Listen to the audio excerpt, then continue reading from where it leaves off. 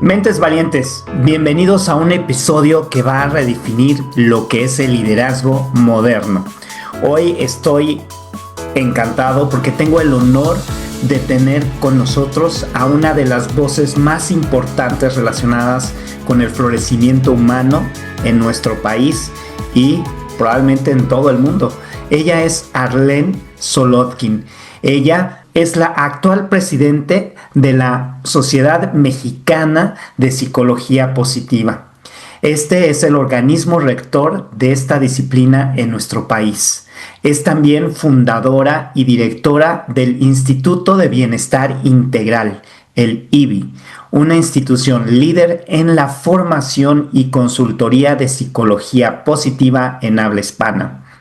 Su respaldo académico es impecable e impresionante. Arlene es maestra en psicología positiva aplicada por la Universidad de Pennsylvania, la UPenn, donde se formó directamente bajo el apoyo y la guía del doctor Martin Seligman, el padre de esta disciplina. Además, cuenta con estudios avanzados en psicología positiva y liderazgo, además de felicidad, nada más y nada menos que con nuestro queridísimo doctor Tal Ben-Shahar. Y bueno, amigos, ya escucharon el impresionante currículum y estoy tan contento de tener a Arlene en el programa que de verdad, wow.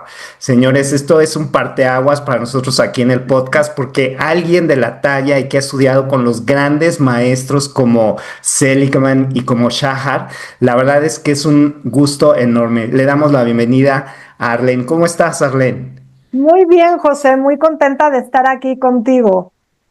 Pues vamos a manos a la obra, Arlene. Y bueno, pues tú ya sabes, aquí en Mentes Valientes estamos hablando del bienestar, pero en específico nos acercamos muchísimo a gente que tiene unos puestos que a veces no nos ayudan mucho con el bienestar, ¿no? Y no solo eso, Arlene, yo creo que a veces en estos niveles corporativos grandes, cuando soy director general, cuando tengo mi empresa, cuando soy emprendedor y tengo todo esto encima de mí, a veces hay un poco de escepticismo sobre esto que se maneja perfectamente en UPenn relacionado con la psicología positiva y todo el tema por ejemplo, el método PERMA, el método SPIRE. Entonces, ¿cómo podríamos traducir todo esto que hemos estado nosotros ya revisando en algunos episodios anteriores, pero teniendo aquí a la experta y a la que sabe de primera mano de qué se trata esto? ¿Cómo lo podemos traducir a un lenguaje, digamos, mucho más aterrizado al management, a la administración, a alguien que tiene estas responsabilidades? Claro, primero quiero decirte que me encanta el escepticismo, creo que es la actitud correcta porque hemos estado bombardeados de mucha información motivacional que carece de sustento científico y de hecho Martin Seligman, que es considerado el padre de la psicología positiva, era el mayor escéptico de todos. Él estudió por décadas la depresión, el trauma, el pesimismo, hasta que después se puso a estudiar qué pasaría si estudiamos con el mismo rigor que se estudia todo lo negativo de la vida, cómo podemos estudiar con rigor lo que hace que la gente funcione bien.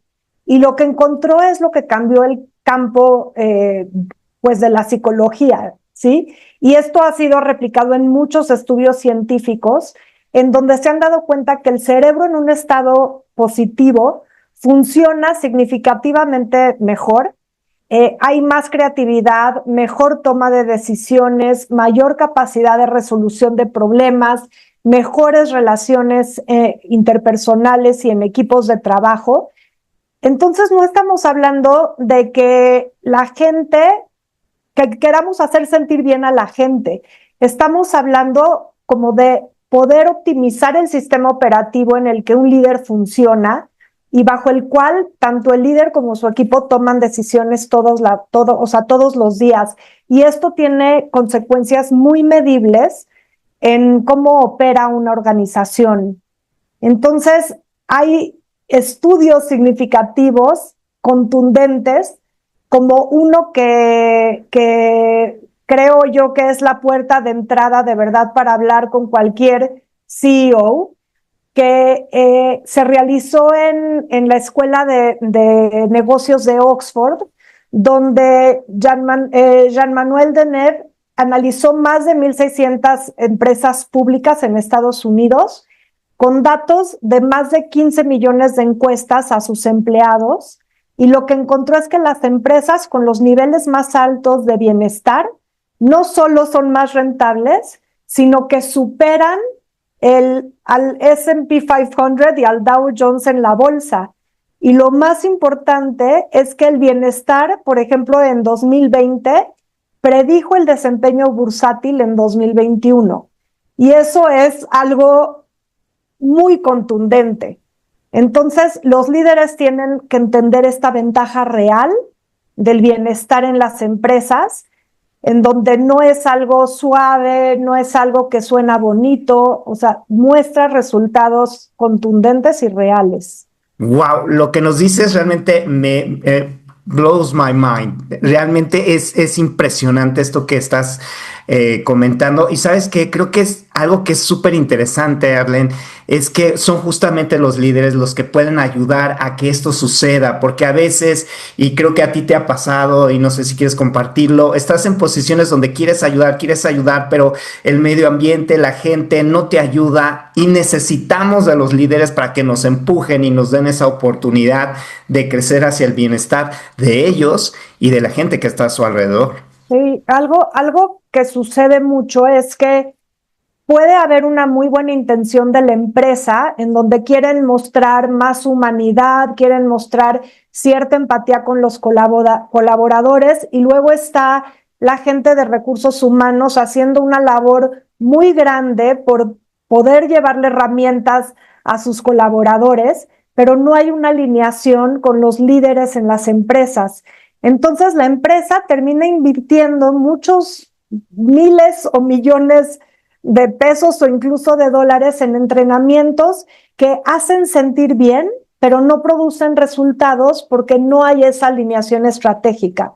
Entonces, yo lo que he visto es que cuando los líderes están alineados y ellos mismos marchan de acuerdo a las nuevas propuestas, a lo mejor se pueden implementar cambios más pequeños, hacer una intervención otra vez estratégica de cambios pequeñitos que a largo plazo den grandes resultados, en lugar de tratar de hacer cambios muy grandes que generen esta sensación de fiesta o que manden un mensaje de aquí todo está padre y todo está muy bonito y los queremos mucho, y a la hora en donde los colaboradores quieren implementar lo que han aprendido, se dan cuenta que la cultura no apoya para nada esos cambios o esa filosofía, y se da un clash de ideologías y Sí, mucha frustración además. claro, y sabes que yo también siento un poco que también en México y en Latinoamérica estamos aprendiendo a entender estos lenguajes. Quizás conocer acerca de lo que ha hecho Ben Shahar en Harvard, lo que ha hecho el maestro Seligman en UPenn, es muy conocido en Estados Unidos, sobre todo en los ámbitos académicos y de psicología, pero a lo mejor en México apenas estamos también empezando a entenderlo y a abrazarlo. Y creo que tú has sido un vínculo muy potente en eso. Tú, al haberte formado en UPenn, al haber conocido y al conocerlos actualmente y trabajar con ellos de manera tan cerca, tan vinculada, ¿cómo haces, Arlen, para que los mexicanos y los latinoamericanos entendamos y que podamos realmente tener herramientas tropicalizadas? Porque tú sabes bien que el ambiente laboral en México es muy diferente a lo que Shahar o Seligman o quien sea de los grandes de la psicología positiva nos puedan decir. Entonces, cuando eso aterriza en un Perú, en una Argentina, en una Colombia, en un México, ¿qué sucede? ¿Cómo le hacemos? Sí, mira, creo que el mayor reto tiene que ver con la parte cultural. Y dos de las diferencias más importantes que yo he notado es que en Latinoamérica el aspecto relacional no es un complemento del trabajo, sino que es parte del trabajo mismo. Es como los modelos, muchos los modelos anglosajones tratan a las relaciones interpersonales como un factor secundario y en nuestros países son la infraestructura, ¿no? Como, si digo esto, en parte Gallup lo demuestra mucho, ¿no? Si tienes una buena relación con tu jefe inmediato, es más probable que te quedes más tiempo trabajando en la empresa, entonces disminuye la rotación. Y si tienes un muy buen amigo en el trabajo, esto es general también en Estados Unidos. Pero en México y en otros países de Latinoamérica, esta sensación de sentirnos que estamos en familia. Estuve hace poco con una empresa que trabaja en cuestiones logísticas con con las mayores empresas AAA de nuestro país y del mundo.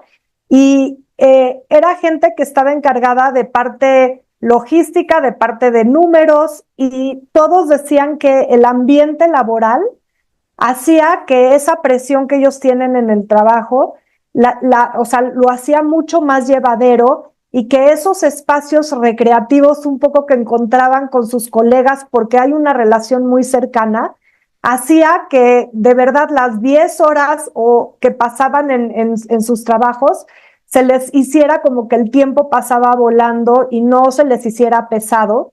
Y nombraron muchísimas veces a su director general, que el director general está sumamente involucrado en este tipo de conciencia, ¿no? Entonces, es muy importante entender la parte relacional en nuestros países. Realmente el trabajo es nuestra segunda familia.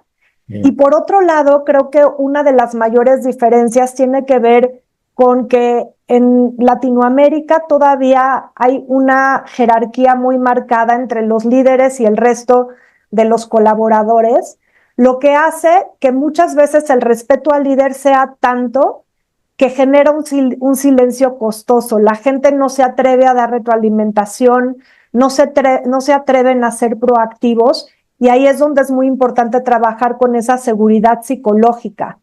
Entonces, creo que lo que diría es que lo que hacemos nosotros en el Instituto de Bienestar Integral no es tanto tropicalizar, sino rediseñar las intervenciones desde raíz para que resuelvan lo que la organización está necesitando.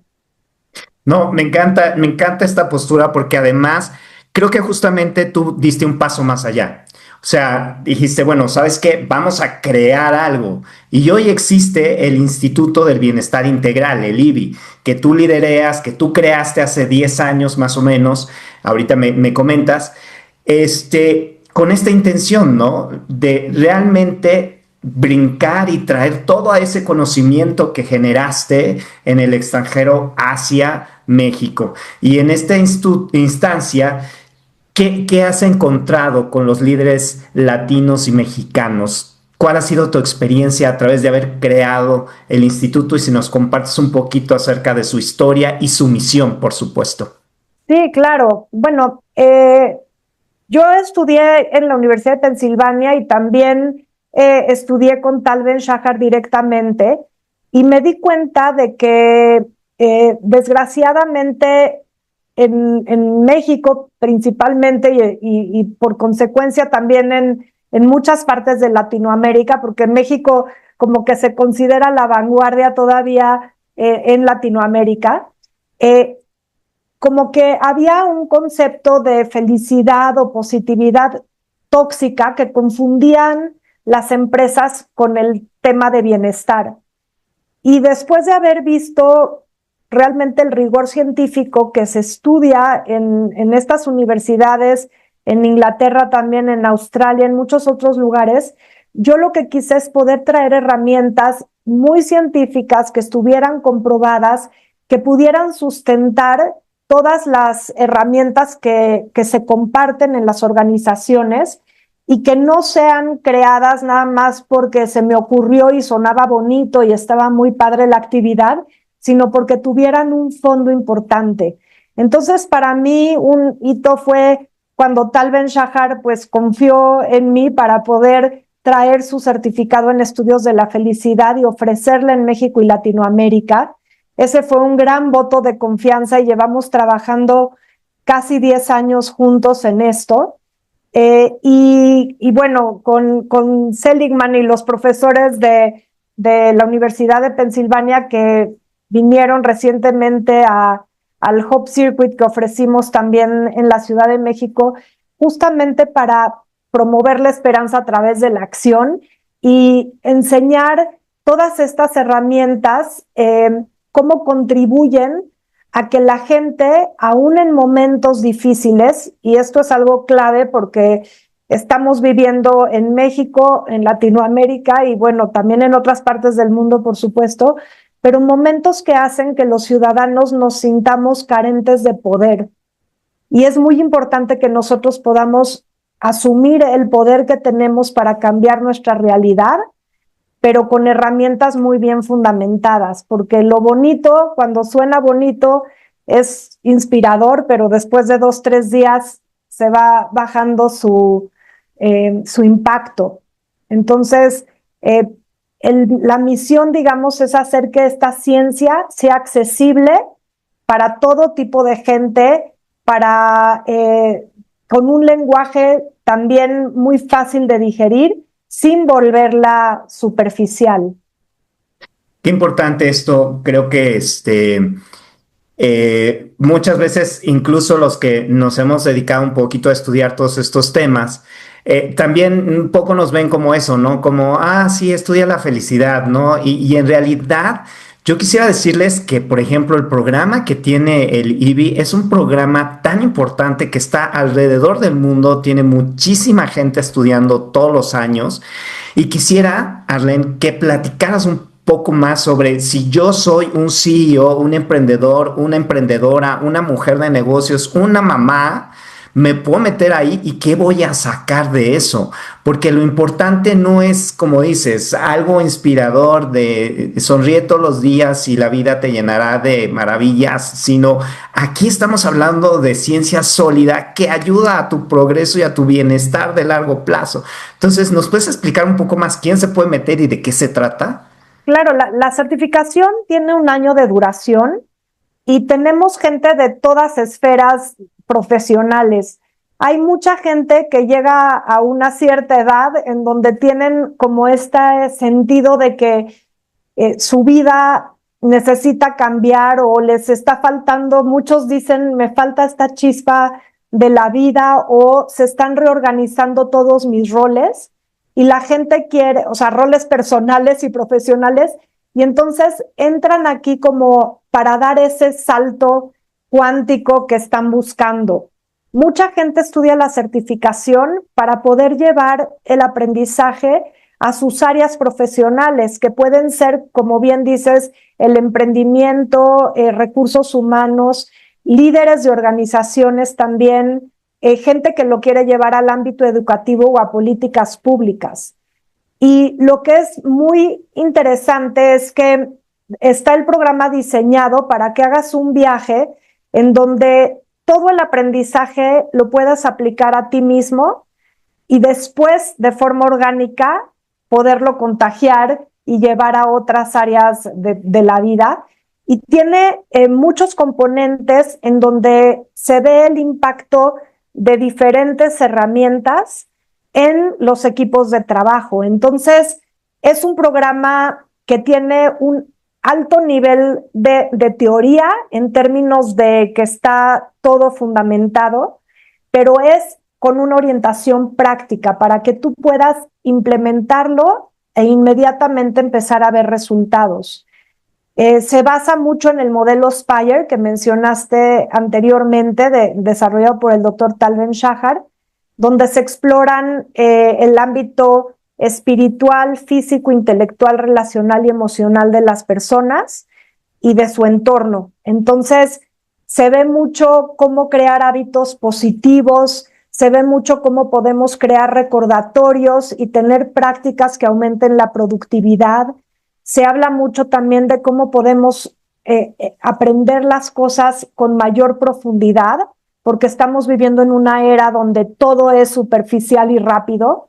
Entonces se le da prioridad a esta capacidad de aprendizaje que tenemos las personas, sin prisa, sin exámenes, y realmente con un enfoque en poder digerir la información y poder no solo recibir información, sino ser parte de un proceso de transformación.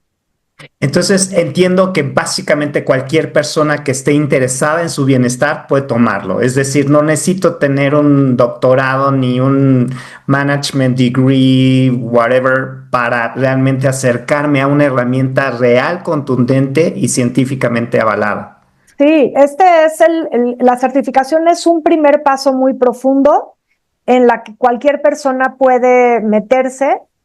Tenemos gente que ha estudiado licenciatura o maestrías o doctorados y lo encuentran muy valioso. Mucha gente habla de un antes y después en su vida, pero además la certificación es el primer paso para tomar, ya hay una maestría en estudios de la felicidad y un doctorado en estudios de la felicidad. Entonces, que además es un parteaguas a nivel mundial, porque nadie pensaba que podía existir esto de forma científica en una universidad en Estados Unidos. Y si tú tomas la certificación y después quieres tomar la maestría, hay una materia que toma en cuenta la certificación y bueno, puedes continuar tus estudios a la maestría o el doctorado. Todo esto yo creo que es oro molido y sobre todo me encanta que en primera instancia lo usas para ti, porque si tú estás fuerte es como en el avión, no póngase usted primero la máscara de aire, ¿no? Claro. Después puedes ayudar a los demás. Y aquí, Erlen, quisiera meterme quizás entonces, ¿es a través del instituto o a través de lo que se ve en esta certificación que se le puede comprobar a un CEO que está enfocado en el dinero? ¿Sabes qué? A mí me pagan por ser rentable. Digo, a mí me pasó. Digo, yo tuve unos cargos directivos en los que realmente sentí aquí un número, ¿no? Que me decían, tienes que vender tanto. Y ese es, ¿no? Y entonces lo traes cargando todo el año porque Sí. tienes que llegar al número sí o sí. Entonces, ¿cómo le hacemos para que los directivos, los dueños de empresa, los emprendedores que también tienen que sacar el dinero para pagar, no sé, nóminas, etcétera, puedan tener algunas métricas, existen o no, y qué tanto impactan? No sé si me explico. Sí, claro. Pues mira, la investigación acumulada muestra de forma muy consistente que las organizaciones con altos índices de bienestar tienen menor rotación, menor ausentismo, mayor creatividad bajo presión y mejores índices de retención de talento. Y estos son números que cualquier CFO puede entender, ¿no? Entonces, mi trabajo, por ejemplo, es ayudar a que las organizaciones entiendan que el bienestar no es un programa de inspiración o de recursos humanos, sino que es una condición operativa. Y creo que esto es muy, muy importante. No quiero repetir el estudio que mencioné hace un momento de Jean-Manuel Deneuve, pero si se aventuran a leerlo, van a entender esa relación tan directa que hay. Y todavía las organizaciones no están vinculando bien el capital humano y tienen que entender que realmente el capital humano es la ventaja competitiva de su empresa. Si se ponen la camiseta, es gente que va a dar un paso adicional para sacar adelante, se van a involucrar en los temas que tienen que ver con innovación, se van a involucrar en la resolución de problemas dentro de la organización. O sea, verdaderamente, y Gallup ha demostrado mucho todos estos, Gallup y el Foro Económico Mundial también han mostrado mucho todos estos resultados. Entonces, ya no es un mito, no es una leyenda, es de verdad pues una gran ciencia, ya se sabe que esto funciona así.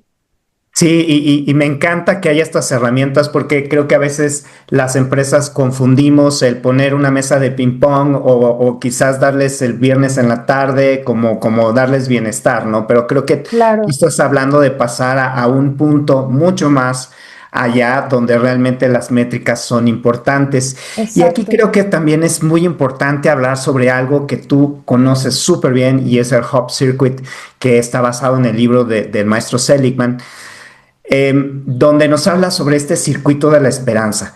Creo que hoy más que nunca, después de ver las noticias, acabas como, ¿sabes? Así como de, wow, pues qué esperanza tengo, ¿no? O sea, digo, diario hay una cosa que a veces te puede bajar un poco este tema de la esperanza.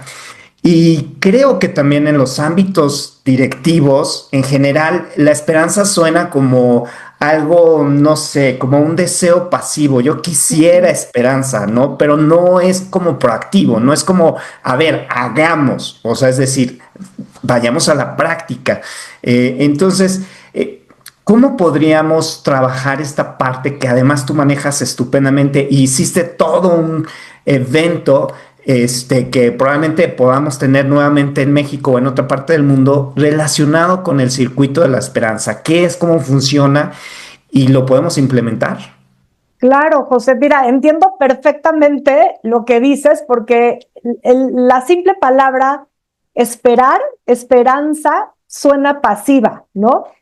Sentimos que la esperanza es esperar que algo suceda por sí mismo, pero la definición científica es muy, muy diferente.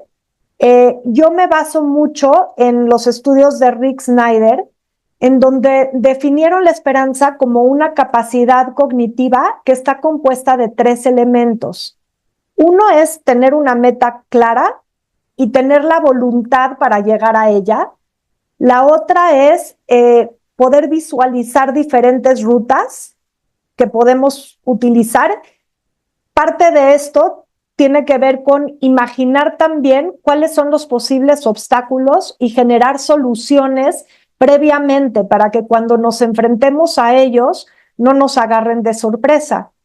Y la parte del sentido de agencia, que tiene que ver con ese motor interno en donde yo quiero hacer que las cosas sucedan y me siento capaz de lograrlo.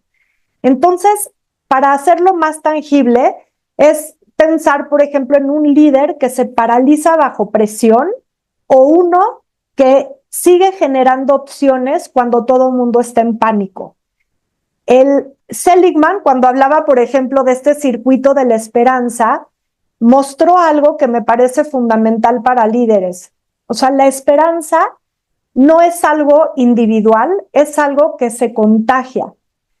Y los líderes impactan directamente el estado de sus equipos.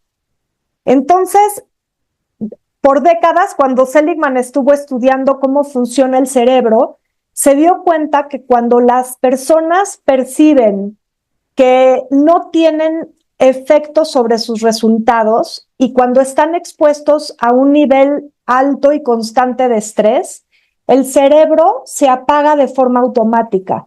Y esto hace que la gente caiga en un desamparo y se apaga la iniciativa.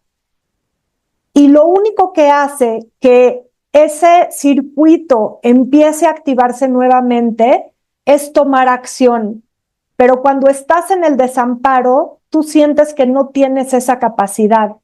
Entonces aquí lo importante es que la gente entienda lo que sucede a nivel cerebral, porque no es que tú estés teniendo un error y que solo te pase a ti, sino lo que se está hablando es que tú como líder o tú como persona, no importa el rango de la organización en la que estés o si no perteneces a una organización, cuando estás expuesto a altos niveles de presión, tu cerebro llega a un punto en donde, y sientes que no estás teniendo avances, tu cerebro se va a desconectar porque eso es lo que le toca al cerebro, esa es la respuesta a altos niveles de estrés.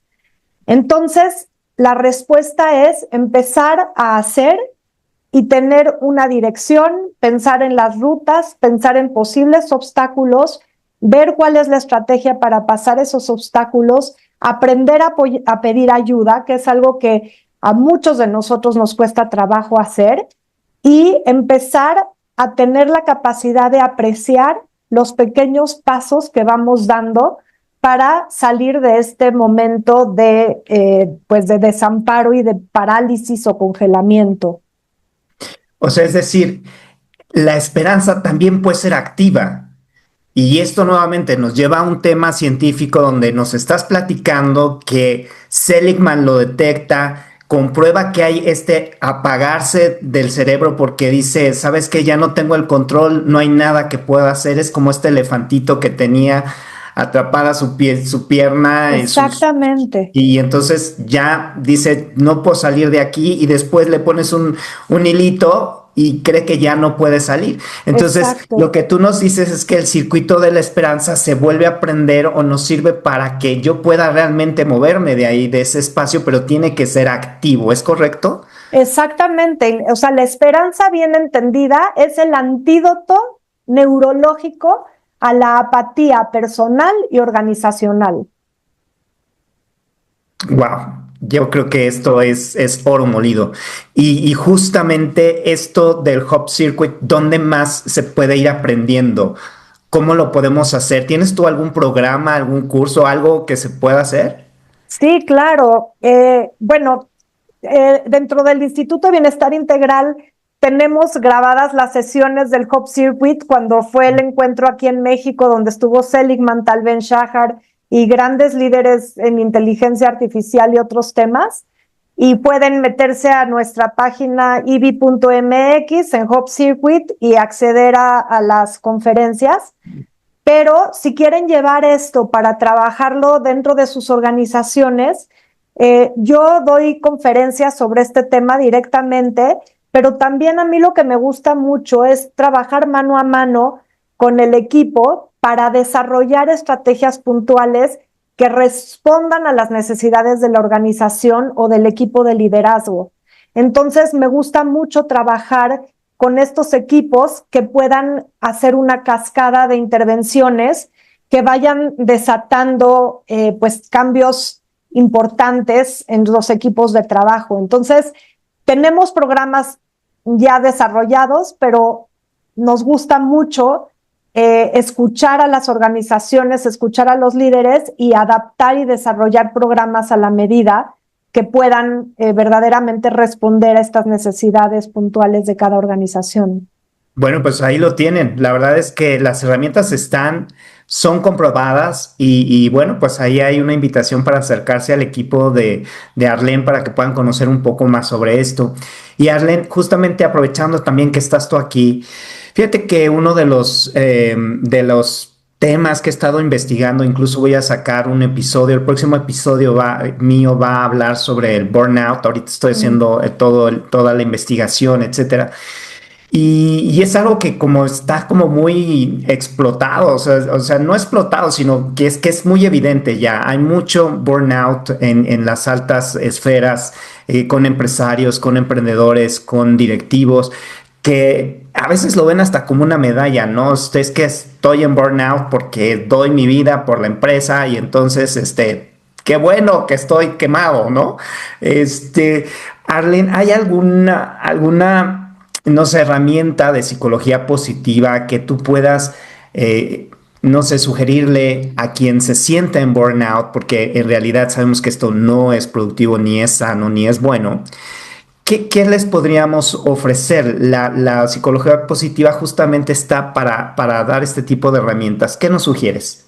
Sí, mira, a mí me gusta mucho trabajar con un modelo de Steven Kotler que habla mucho, él tiene algo que se llama Flow Collective y habla mucho también sobre la prevención del burnout. El burnout tiene que ver no solo con que trabajes horas extras, tiene que ver con falta de motivación, tiene que ver con sentirte como un poco invalidado, que no se te reconoce lo que tú estás haciendo y el esfuerzo que le estás metiendo a las cosas.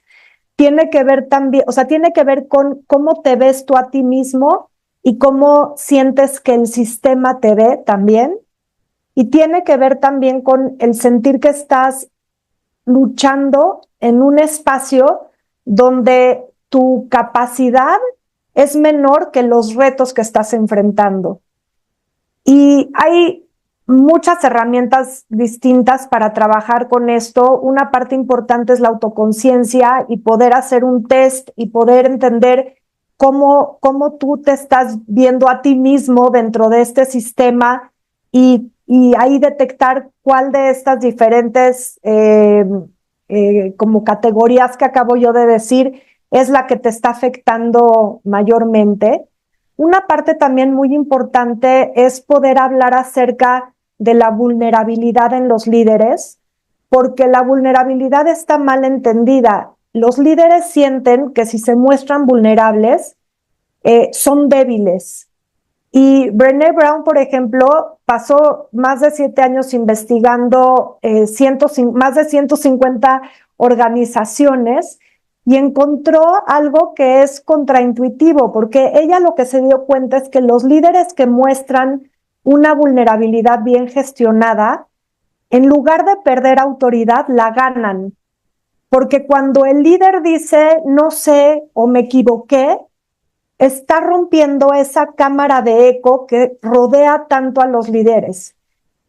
La cámara de eco es este fenómeno en donde mientras más alto subes en esta escalera de liderazgo o de poder, es más probable que sin quererlo te rodees de personas que te van a decir lo que quieres escuchar, porque el costo de que te digan algo contrario a lo que tú piensas, para las otras personas, cuando eres un líder, para las otras personas es un costo muy alto. Entonces, mientras más va subiendo la información, más se va suavizando la información que le llega al líder y entonces el líder no recibe una imagen real de cuál es el ambiente que está sucediendo en su empresa o cuáles son los problemas que se están enfrentando en las diferentes áreas. Entonces, es muy importante que el líder pueda pedir ayuda, que el líder sí tenga esta capacidad de gestionar bien la vulnerabilidad, o sea, no es llegar y soltarte a llorar, pero es llegar y decir, estoy batallando con esto, necesito entender mejor y necesito que los líderes de estas áreas me reporten realmente qué está sucediendo. Me pasó algo muy interesante con una empresa colombiana que estaba muy interesada en hacer como una celebración porque había, no me acuerdo cuántos años cumplía la empresa y querían hacer todo un evento y gestionar un plan de bienestar y felicidad en la empresa. Y cuando llegué yo y a mí me tocaba hablar con era el CFO de la empresa, ¿no? Y él me decía que o sea, que todos los datos a nivel de ganancias, o sea, KPIs y demás, habían estado mejor que nunca en la empresa. Esto fue cuando yo hablé con ellos después de la pandemia, y en la pandemia ellos habían sacado pues a muchas personas porque no podían seguir con el mismo equipo de gente, pero les doblaron las responsabilidades y la gente hizo un esfuerzo muy grande para poder tener los mismos rendimientos e incluso mejorarlos. Cuando yo hablé con él y le dije, bueno, el primer paso es entender cómo se siente la gente, porque están tomando 2 o 3 roles con la misma paga y por supuesto eso también tiene un impacto positivo financieramente para la empresa. Al final, esa persona no quería que el CEO se enterara de que la gente estaba muy infeliz en las áreas, en las distintas áreas de la empresa, ¿no? Entonces, esa como cámara de eco no le llegaba al CEO y entonces querían pretender que todo estaba bien y funcionando y realmente estaban en un espacio de burnout muy grande la mayoría de los colaboradores. Entonces, necesitamos que la confianza esté basada en la realidad y para eso hay que ser muy valientes y como líderes es un reto muy grande, ¿no? Entonces, si quieres prevenir burnout, te tienes que atrever a ver la realidad, tienes que aprender a ser congruente, tienes que desarrollar la valentía para ser vulnerable y de esa manera poderte acercar a tus equipos y ver una fotografía real de lo que se está viviendo en la organización. Sí, pues efectivamente, a veces la productividad nos lleva justamente a la pérdida del bienestar. Y aquí este ejemplo que nos das es contundente en términos de lo que sucede a nivel financiero, pero también lo que sucede a nivel personal, que es donde bajamos, ¿no? Como empresa. Y eso a la larga, pues va a bajar la rentabilidad, como ya lo hemos Sí. discutido aquí. Y además es una bomba de tiempo, José, Claro. porque puedes ir estirando y metiéndole presión a los colaboradores 1 año, 2 años, 3 años, pero va a reventar eventualmente. Sí, totalmente. Y aquí creo que una de las herramientas que también nos ofrece la psicología positiva y que están tanto en el modelo de Shahar como en el modelo de Seligman es el de las relaciones personales.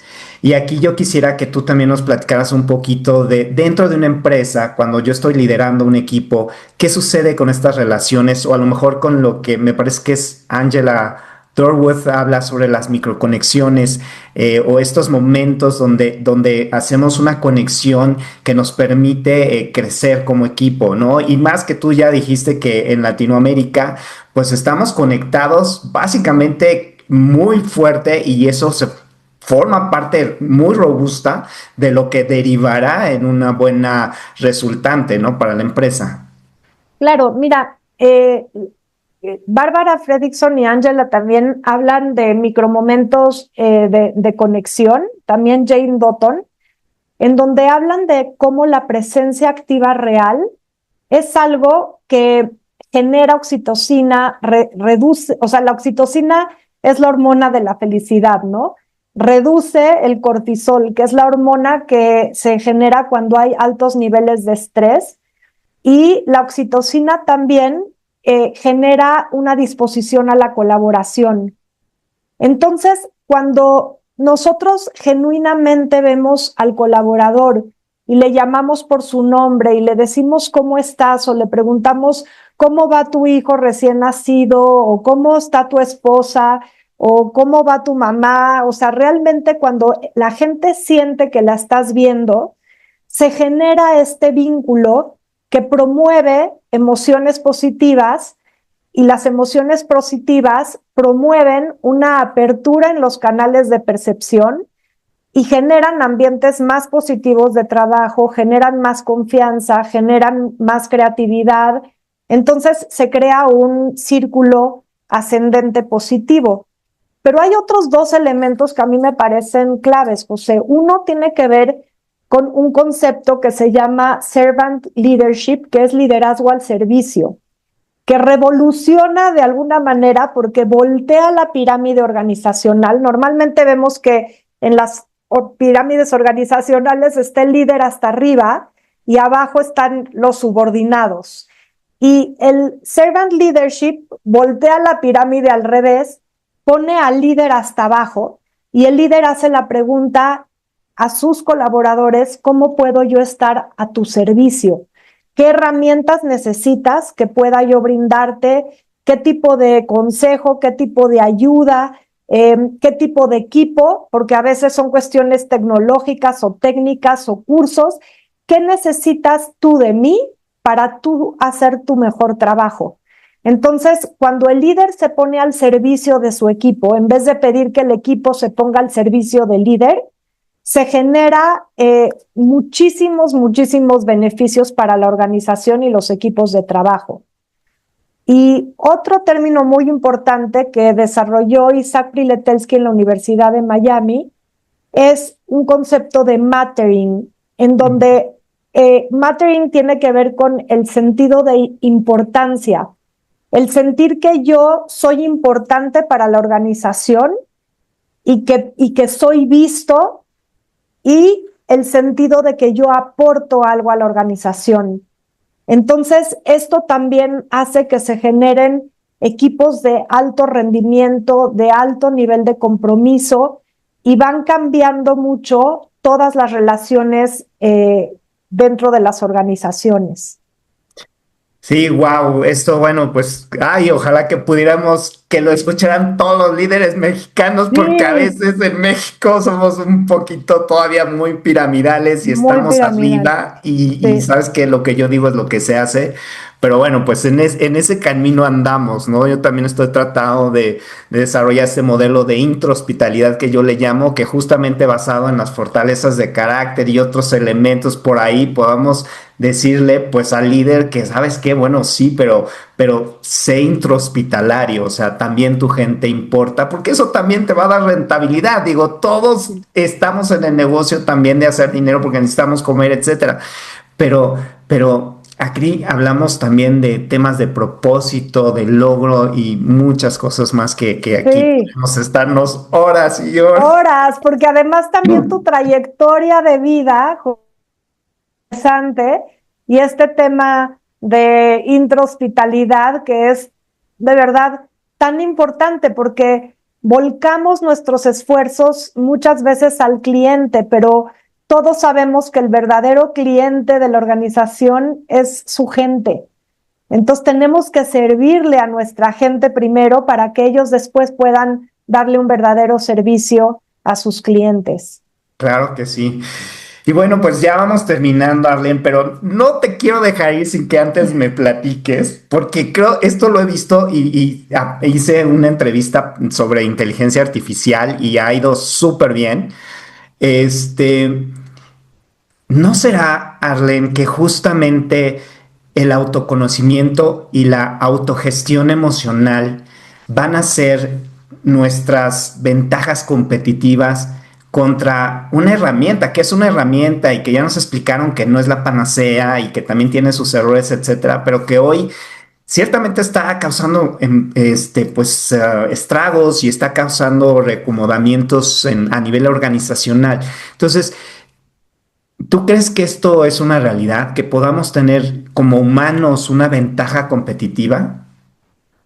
Definitivamente, y la ventaja competitiva de los líderes humanos no va a ser el procesar la información más rápida, va a ser exactamente lo que las máquinas no pueden replicar, que es la capacidad de estar genuinamente presente con otro ser humano, poder tener esta capacidad de analizar muchos elementos que no tienen que ver nada más con conocimientos, y esa es la habilidad más difícil de escalar. Y para darte algunos números, por ejemplo, Gallup encontró que los empleados con líderes emocionalmente inteligentes son 4 veces menos propensos a renunciar.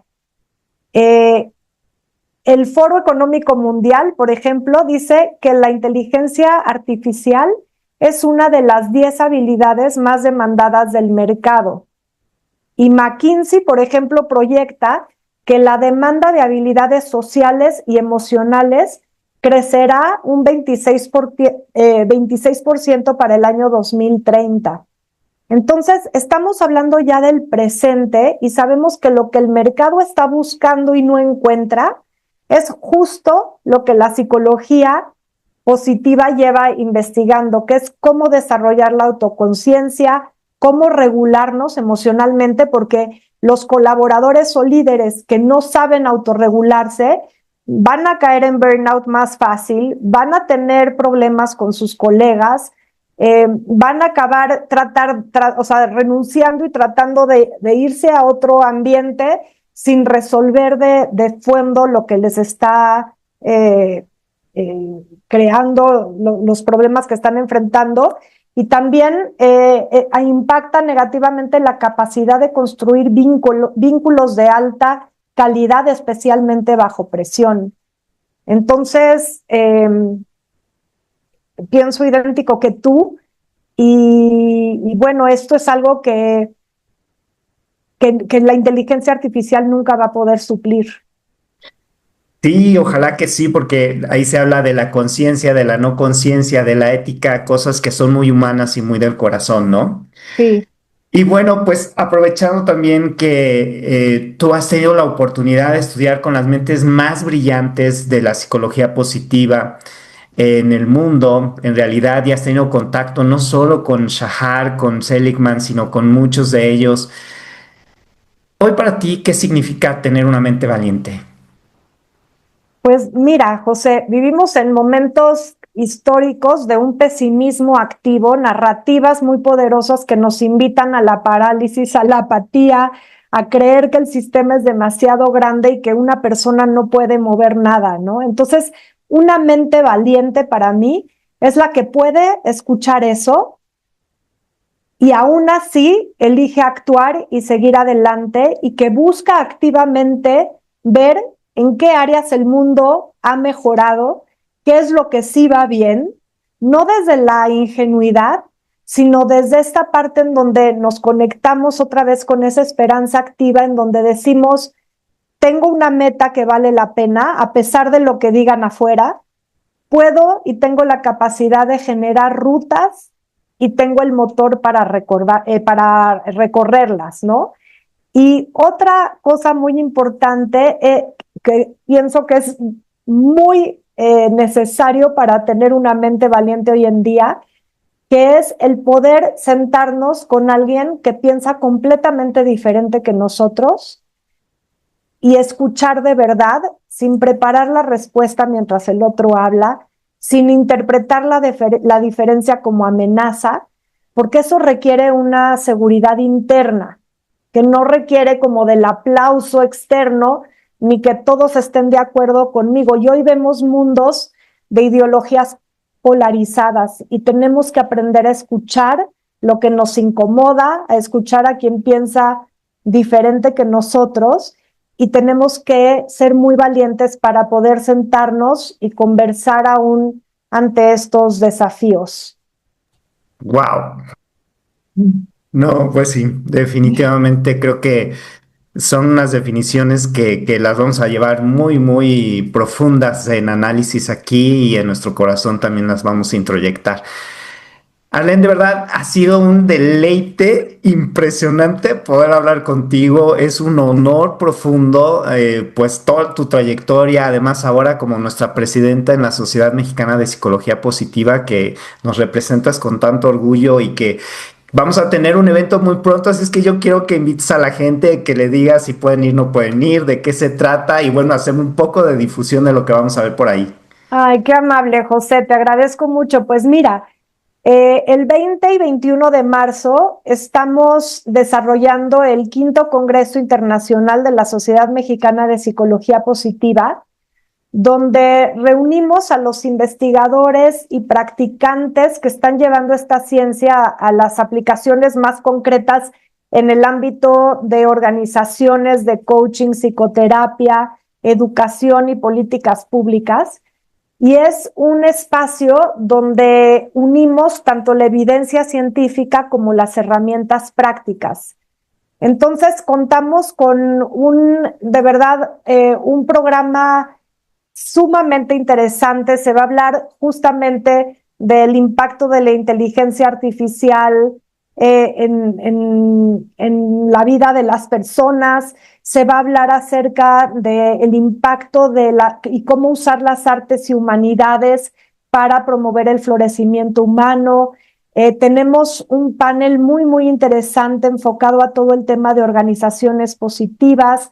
Habrán simposios, talleres, y habrá también, bueno, dos temas muy interesantes. Uno es que el 20 de marzo sale el reporte mundial de la felicidad y el 21 de marzo vamos a tener una mesa con investigadores de muy alto renombre, tanto en México como en España, y Colombia, que van a estar platicándonos acerca de cuál es la relevancia de los resultados de este reporte, particularmente para Latinoamérica.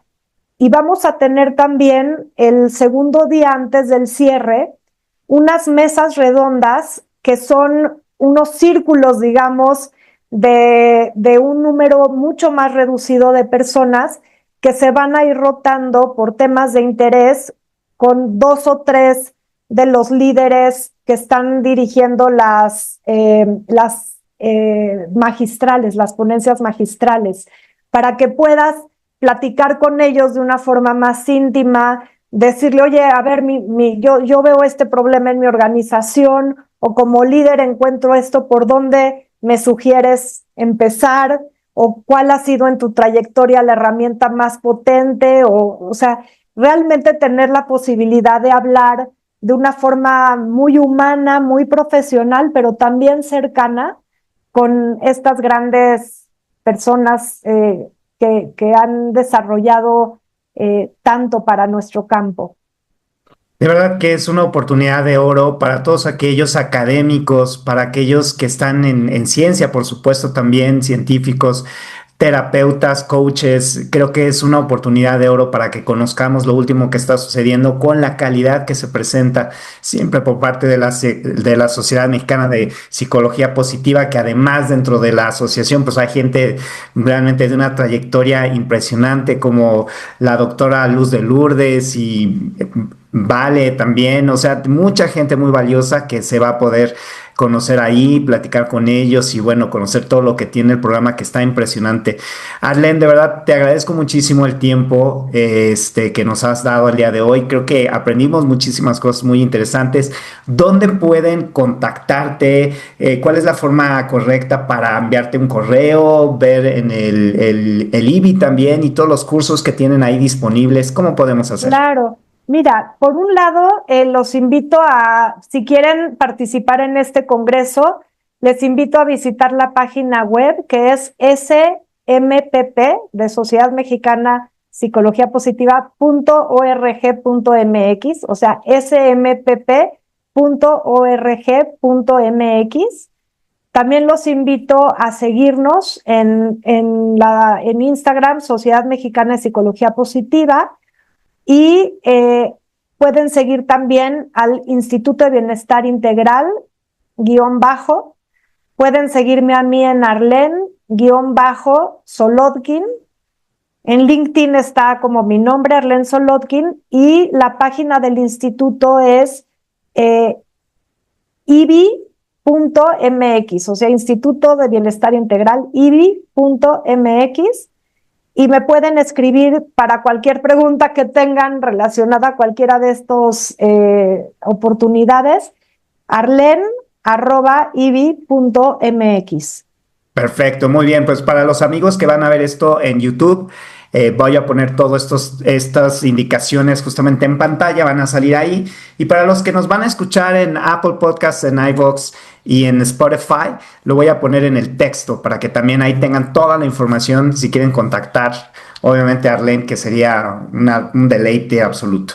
Pues muchísimas gracias, gracias a todos por su atención y muchísimas gracias Arlen por el tiempo que nos dedicaste el día de hoy. Gracias a ti, José. Un enorme gusto estar contigo y con toda la gente que te escucha. Muchísimas gracias. Bueno amigos, pues así está. Y la próxima semana continuamos viendo estos temas súper importantes. Vamos a seguir hablando del circuito de la esperanza, que es tan importante y que debemos de sumarnos a este movimiento, porque además tiene un objetivo bien importante, que es que hay un año en el cual el 51% de las personas debiésemos estar en florecimiento, y ese año lo conoce muy bien Arlen y es el año de... 2051 es la propuesta de Martin Seligman, que ojalá todos nos podamos unir para llegar. Así es. Así es que nuevamente muchas gracias y nos vemos en otro episodio. Nos escuchamos. Gracias.